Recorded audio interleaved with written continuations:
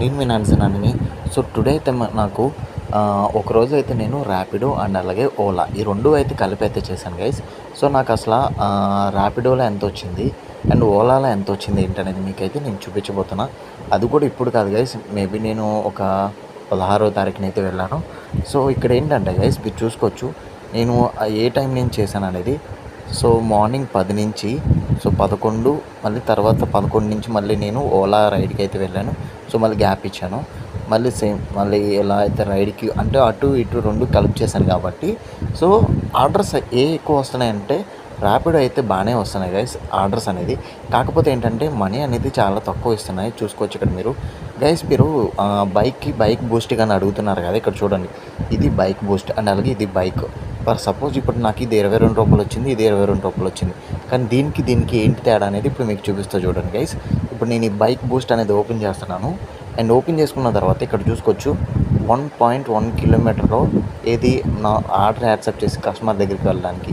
So అక్కడి నుంచి కస్టమర్ని 3.23 కిలోమీటర్లు అయితే దించినందుకు నాకైతే రూ. 22 అయితే వచ్చింది. అందులో కమిషన్ ఎంత పోయింది? రూ. 5 అయితే పోయింది గైస్. అది పక్కన పెట్టుకుంటే సేమ్ ఇప్పుడు ఇది బైక్.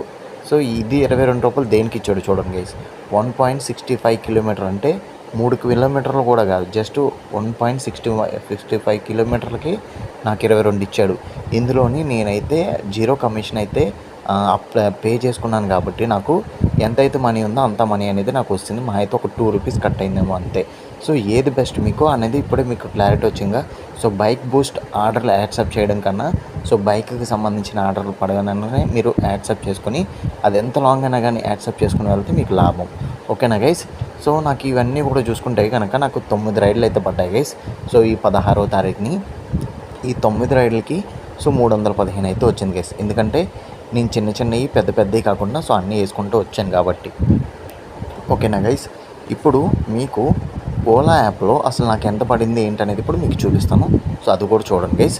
సో అందులో ఎంత అమౌంట్ వచ్చింది ఏంటనేది అప్పుడు మీకు ఒక క్లారిటీ వస్తుంది. సో మనం ర్యాపిడో చేయాలా లేకపోతే ఓలా చేయాలా ఏందనేది మీకు క్లారిటీ వస్తుంది. ఓకేనా గైస్. సేమ్ డేట్ సేమ్ అనమాట. నేను అదే సేమ్ రోజునే నేనైతే మిగతాయి కూడా నేనైతే చేశాను అనమాట. సో అవి కూడా మీకు చూపిస్తాను చూడండి గైస్.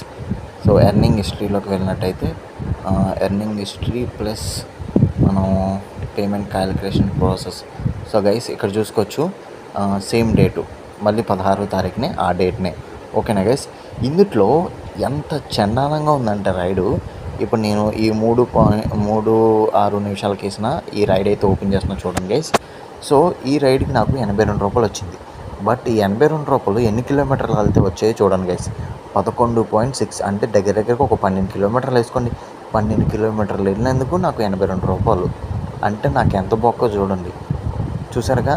అదే ఇప్పుడు ఫర్ సపోజ్ మనం అందుట్లో నేను 1 పాయింట్ వెళ్ళినందుకే నాకు రూ. 22 వచ్చాయి. అది మనం కొంచెం ఎక్కువ కిలోమీటర్లు వెళ్తే మా అయితే అటు 10 ఎంతో తేడా వస్తుందేమో కానీ ర్యాపిడోలో మరీ ఇంత తేడా అయితే రాదు. సో కమిషన్ కూడా నేను చెప్పాను కదా మీకు బైక్ రైడ్కి. సో మీరైతే జీరో కమిషన్ తీసుకుంటే కనుక లాభమే. ఓకేనా. బైక్ బూస్ట్ ఆర్డర్ యాక్సెప్ట్ చేసుకుంటే కనుక మీకు అందులో కమిషన్ అయితే కట్ అవుతుంది. సో ఇందులో కూడా కమిషన్ ఉంటుంది.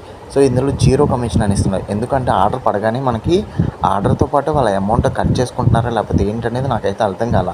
ఎందుకంటే 11.6 కిలోమీటర్లు వేసినందుకు మినిమం ఒక రూ. 80 ఇచ్చారు. ఒక రూ. 90 ఒక రూ. 20 తేడా ఉంటే పర్లేదు కానీ ఒకటి చూసుకోండి గైస్. మనకు మొత్తం రూ. 30 తేడా వస్తుంది. ఇక్కడ రూ. 82 వచ్చింది చేతిలోకి. ఇంకా లాభమే ఉంటుంది చెప్పండి. మళ్ళీ అటు నుంచి రైడ్ అయితే నాకు ఏం పడలా, ఖాళీగానే వెళ్ళొచ్చాను నేను మళ్ళీ రిటర్ను.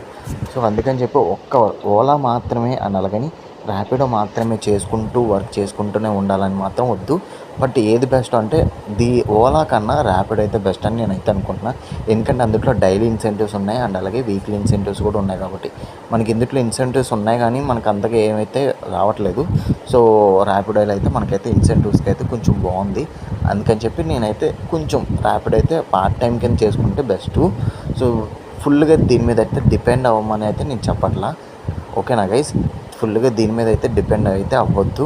జస్ట్ ఓన్లీ ఫర్ వెళ్ళామా చేసుకున్నామా వచ్చామా అన్నట్టు మాత్రమే చూసుకోండి. అంతే తప్ప వేరే అయితే ఏమైతే చేసుకోవద్దు. ఓకేనా గైస్. జస్ట్ అంటే చెప్పానుగా టైంపాస్కి కాదు, ఓన్లీ పార్ట్ టైం కింద మాత్రమే. లేదా అప్పుడప్పుడు వెళ్ళాలనుకుంటే వెళ్ళాలి తప్ప ఫుల్గా డ్యూటీ చేసుకోవాలి నేను దీని మీద బతకాలనుకుంటే మాత్రం వద్దు గైస్. ఓకేనా. సో మీకైతే అర్థమైందని అయితే నేనైతే అనుకుంటున్నాను గైస్. Okay guys. సో ఇది ఈరోజు నేను చెప్పబోయింది. సో ఈ రెండాట్లో ఏది బెస్ట్ అంటే నాకు తెలిసి ర్యాపిడో బెస్ట్. పార్ట్ టైం కింద చేసుకోండి. ఓలా అయితే అంతకైతే రైడ్స్ అయితే లేవు. ఇప్పుడు నేను చెప్తుంది కూడా విజయవాడలో. ఓకేనా? ఓకే గైస్, ఇలాంటి మంచి మంచి న్యూ అప్డేట్స్ గురించి ఛానల్కి న్యూ వీడియోస్ కోసం మన ఛానల్ అయితే సబ్స్క్రైబ్ చేస్తూ ఉండండి. సో ఇంకా మరిన్ని వీడియోస్తో మళ్ళీ మీ ముందుకు వస్తాను. Thank you for watching. Take care. మళ్ళీ కలుద్దాం. Bye bye.